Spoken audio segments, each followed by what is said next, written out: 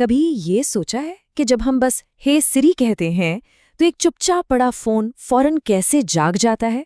सच कहूं तो ये किसी जादू से कम नहीं लगता है ना, पर इस जादू के पीछे छिपी है कमाल की इंजीनियरिंग की एक कहानी, जिसे आज हम परत दर परत खोलने वाले हैं। लेकिन असली सवाल तो ये है कि एक फोन 24 घंटे सातों दिन कैसे सुनता रहता है और उसकी बैटरी कुछ ही घंटों में खत्म क्यों नहीं होती।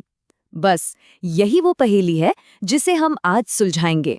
तो चलिए शुरू करते हैं ये सफर। हम एक नन्ही सी आवाज की लहर का पीछा करेंगे और देखेंगे कि वो हवा से निकलकर स्मार्टफोन के अंदर की भूल भुलैया जैसे रास्तों से होती हुई प्रोसेसर तक कैसे पहुंचती है। तो पेश है आज का हीरो, एक बहुत ही छोटी सी साउंड वेव, और इसकी मंजिल बस सुने जाना। ये सफर आसान बिल्कुल नहीं है, पर चलिए देखते हैं कि ये अपना रास्ता बनाती कैसे है। हमारे हीरो का सफर शुरू होता है पहले स्टॉप से, माइक्रोफोन। यहीं पर हवा में तैरती आवाज की लहर पहली बार बिजली के सिग्नल में बदलती है। और पता है, यहीं पर इंजीनियरिंग का सबसे बड़ा और सबसे जरूरी फैसला लिया जाता है। आजकल के फोन में जो माइक होता है वो कोई आम माइक नहीं, उसे कहते हैं MEMS, यानी माइक्रो इलेक्ट्रोमैकेनिकल सिस्टम्स। आसान शब्दों में कहें तो ये एक छोटी सी चिप पर बनी एक माइक्रोस्कोपिक मशीन है जो आवाज के दबाव को सीधे सीधे इलेक्ट्रिकल सिग्नल में बदल देती है। पर एक मिनट, यहाँ एक सवाल उठता है। ये तो डिजिटल का जमाना है, सब कुछ 0 और 1 में होता है, तो फिर शुरुआत एक एनालॉग सिग्नल से क्यों? है ना थोड़ा अजीब। इसके पीछे इंजीनियर्स की कमाल की सोच है। 2 वजह हैं। पहली, स्पीड। एनालॉग मतलब 0 डिले, जैसे ही बोला तुरंत सिग्नल बना, बिल्कुल इंस्टेंट। और दूसरा, प्योरिटी। सिग्नल बिल्कुल रॉ, एकदम असली फॉर्म में रहता है, बिना किसी छेड़छाड़ के। ये बिल्कुल वैसा है जैसे किसी मास्टर शेफ को एकदम ताज़ी सब्जियां दी जाएं, ना कि खेत से आया कोई प्री कुक्ड खाना। क्योंकि वो मास्टर शेफ जो यहाँ पर फोन का ऑडियो कोडेक है, उस रॉ सामान से ही तो सबसे बेहतरीन चीज बना सकता है। ओके, तो हमारा सिग्नल अब तैयार है, लेकिन अब उसे फोन के अंदर के एक तूफानी समंदर को पार करना है। सोचिए, अंदर वाईफाई, सेल्युलर सिग्नल, CPU, सबका शोर है, एक तरह का इलेक्ट्रिकल केओस मचा हुआ है। और इस केओस के बीच हमारा नन्हा सा एनालॉग सिग्नल बिल्कुल एक मासूम मेमने जैसा है, और चारों तरफ जंगली घोड़ों की भगदड़। जरा सा भी शोर और सिग्नल खराब या गायब। तो इस मेमने को बचाएं कैसे? यहाँ पर आती है इंजीनियर्स की एक जादुई ट्रिक। इसका नाम है डिफरेंशियल सिग्नलिंग। इसमें क्या होता है कि सिग्नल की एक नहीं बल्कि 2 कॉपी भेजी जाती हैं, एक सीधी और एक बिल्कुल उसकी उल्टी, जैसे आईने में परछाई। चलिए पहले तार को देखते हैं। इसे कहते हैं पॉजिटिव वायर।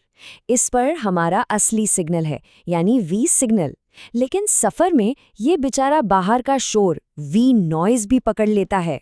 अब आती है दूसरी तार, इसका जुड़वा भाई नेगेटिव वायर। इस पर हमारे सिग्नल का आईने वाला रूप है, यानी -V सिग्नल। और मजेदार बात यह है कि ये भी बिल्कुल वही शोर V नॉइज पकड़ लेता है। और अब देखिए असली जादू। जब सर्किट इन दोनों सिग्नल्स को आपस में माइनस करता है तो क्या होता है?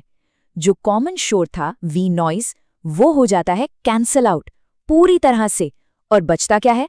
सिर्फ हमारा असली सिग्नल, वो भी डबल स्ट्रेंथ के साथ। शोर गायब, सिग्नल डबल। वाह, क्या दिमाग लगाया है। तो तूफान से तो बच गए, हमारा सिग्नल अब सेफ एंड साउंड है। लेकिन सफर अभी बाकी है। अब ये साफ सुथरा एनालॉग सिग्नल पहुंचता है ऑडियो कोडेक के पास। ये समझ लीजिए साउंड का हेडक्वार्टर है, और यहीं इसका डिजिटल जन्म होगा। यहाँ एक सुपर एडवांस्ड टेक्निक यूज होती है, नाम है सिग्मा डेल्टा मॉड्यूलेशन। इसका काम है एनालॉग सिग्नल के इतने ज्यादा सैंपल्स लेना इतनी तेजी से कि जब वो डिजिटल बने तो क्वालिटी एकदम परफेक्ट हो, जरा सा भी लॉस न हो। कितनी तेजी से? जरा इस नंबर पर गौर कीजिए, 60 लाख, मतलब 1 सेकंड में 60 लाख से भी ज्यादा सैंपल्स। अब इसे कंपेयर कीजिए, नॉर्मल ऑडियो में सिर्फ 48,000 सैंपल्स होते हैं, सिर्फ 48,000। इससे अंदाजा लगता है कि ये प्रोसेस कितना ज्यादा प्रिसाइज है। पर इतने सैंपल्स क्यों? सोच लीजिए, एक कमरे में हर तरफ धूल है। अब एक एक कण उठाने के बजाय क्या किया जाए? झाड़ू से सारी धूल को एक कारपेट के नीचे डाल दिया जाए। ये टेक्निक भी वही करती है। डिजिटल कन्वर्जन से जो थोड़ा बहुत नॉइज पैदा होता है ना, उसको हाई फ्रीक्वेंसीज में धक्का दे दिया जाता है। ऐसी फ्रीक्वेंसीज जिनको हम सुन ही नहीं सकते। मतलब शोर है पर सुनाई नहीं दे रहा। ब्रिलियंट। चलिए जी, अब हमारा सिग्नल डिजिटल भी हो गया। अभी अपने सफर के आखिरी पड़ाव पर है। इसे ITUS नाम के एक सुपर फास्ट डेटा हाईवे से गुजरकर प्रोसेसर तक जाना है। और हाँ, अभी भी वो सवाल बाकी है। इतना सब कुछ हो रहा है तो फोन की बैटरी कैसे बच रही है? बस जवाब मिलने ही वाला है। लेकिन जवाब से पहले एक आखिरी ट्विस्ट। इस डेटा हाईवे का बॉस कौन है? फोन का सबसे ताकतवर हिस्सा मेन CPU या फिर वो स्पेशल ऑडियो कोडेक? किसके हाथ में है कंट्रोल? सोचने वाली बात है। और इसका जवाब थोड़ा सा हैरान करने वाला है।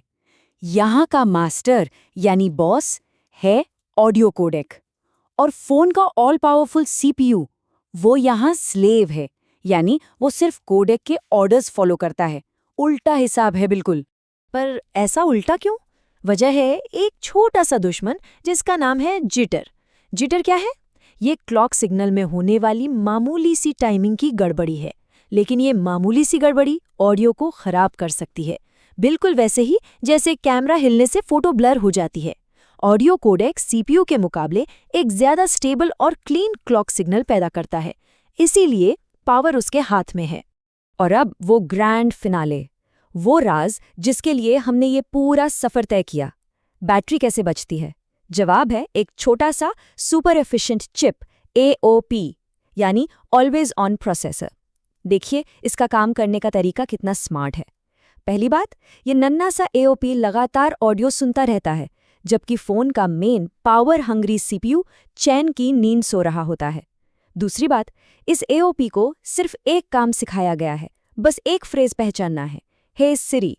और तीसरी बात, जैसे ही इसे हे सिरी सुनाई देता है, ये तुरंत मेन CPU को एक सिग्नल भेजकर जगा देता है, उठ जाओ काम आ गया है। और बस इसी ट्रिक से फोन की बैटरी पूरा दिन चलती है। तो ये पूरा सिस्टम इसे इंसानी आवाज को पहचानने के लिए परफेक्ट किया गया है। लेकिन एक आखिरी सवाल जो आज के दौर में बहुत जरूरी है। आजकल AI इतनी कमाल की इंसानी आवाज बना सकता है कि फर्क करना मुश्किल है। तो क्या होगा जब इस सिस्टम को एक असली इंसान और एक परफेक्ट AI आवाज के बीच चुनना पड़ेगा? क्या ये फर्क कर पाएगा? ये एक ऐसी बात है जिस पर सोचना बनता है।